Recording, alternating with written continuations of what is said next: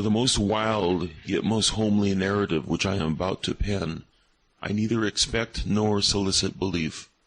Mad indeed would I be to expect it, in a case where my very senses reject their own evidence. Yet mad am I not, and very surely do I not dream. But tomorrow I die, and today I would unburthen my soul.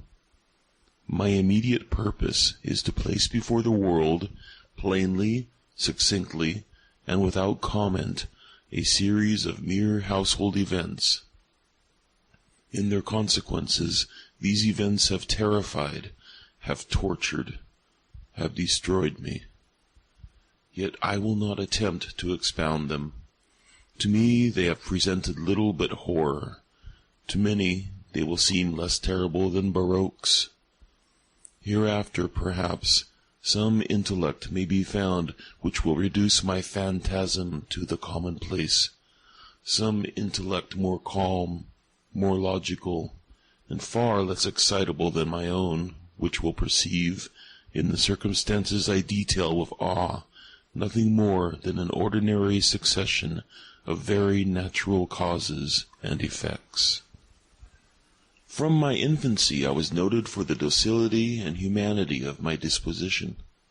My tenderness of heart was even so conspicuous as to make me the jest of my companions. I was especially fond of animals, and was indulged by my parents with a great variety of pets. With these I spent most of my time, and never was so happy as when feeding and caressing them.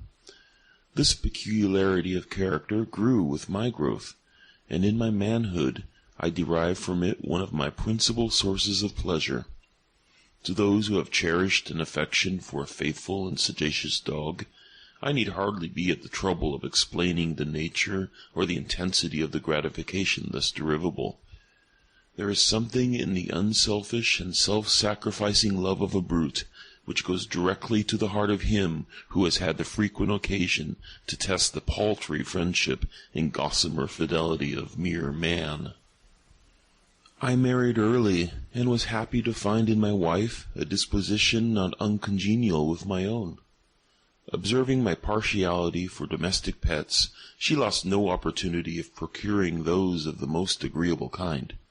We had birds, goldfish, a fine dog, rabbits, a small monkey, and a cat.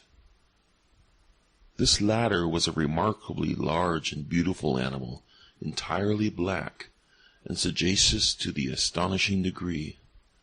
In speaking of his intelligence, my wife, who at heart was not a little tinctured with superstition, made frequent allusion to the ancient popular notion which regarded all black cats as witches in disguise. Not that she was ever serious upon this point, and I mention the matter at all for no better reason than it happens, just now, to be remembered. Pluto, this was the cat's name, was my favorite pet and playmate. I alone fed him, and he attended me wherever I went about the house. It was even with difficulty that I could prevent him from following me through the streets.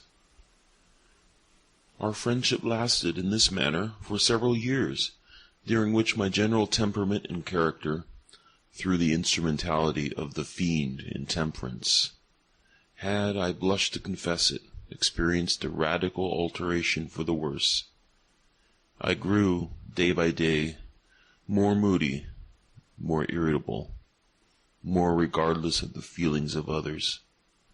I suffered myself to use intemperate language to my wife. At length I even offered her personal violence.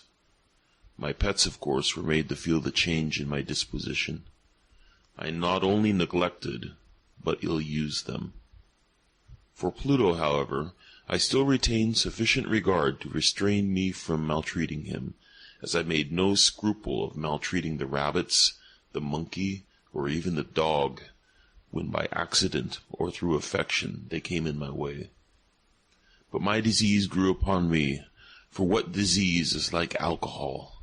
And at length even Pluto, who was now becoming old, and consequently somewhat peevish, even Pluto began to experience the effects of my ill temper. One night, returning home, much intoxicated, from one of my haunts about town, I fancied that the cat avoided my presence. I seized him, when in his fright at my violence he inflicted a slight wound upon my hand with his teeth. The fury of a demon instantly possessed me. I knew myself no longer. My original soul seemed at once to take its flight from my body, and a more than fiendish malevolence, gin-nurtured, thrilled every fibre of my frame. I took from my waistcoat pocket a penknife, opened it, grasped the poor beast by the throat, and deliberately cut one of its eyes from the socket. I blush, I burn, I shudder while I pen the damnable atrocity. When reason returned with the morning, when I had slept off the fumes of the night's debauch, I experienced a sentiment half of horror, half of remorse, for the crime of which I had been guilty.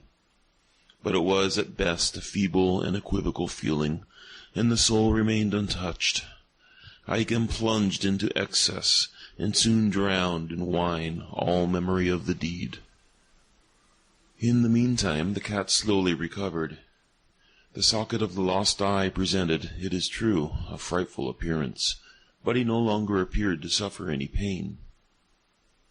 He went about the house as usual, but as might be expected, fled in extreme terror at my approach. I had so much of my old heart left as to be at first grieved by this evident dislike on the part of a creature which had once so loved me. But this feeling soon gave place to irritation, and then came, as if to my final and irrevocable overthrow, the spirit of perverseness. Of this spirit philosophy takes no account.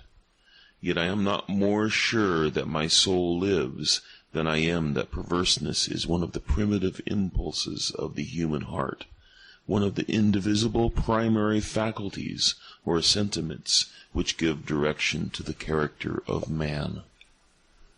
Who has not 100 times found himself committing a vile or silly action for no other reason than because he knows he should not?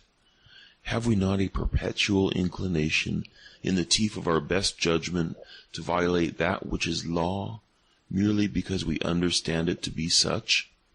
This spirit of perverseness, I say, came to my final overthrow.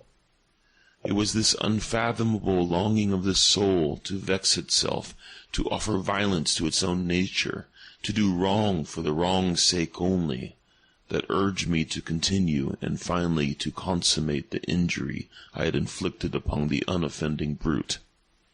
One morning, in cool blood, I slipped the noose around its neck and hung it to the limb of a tree. Hung it with the tears streaming from my eyes and with the bitterest remorse at my heart. Hung it because I knew that it loved me, and because I felt it had given me no reason of offense. Hung it because I knew that in doing so I was committing a sin, a deadly sin that would so jeopardize my immortal soul as to place it, if such a thing were possible, even beyond the reach of the infinite mercy of the most merciful and most terrible God.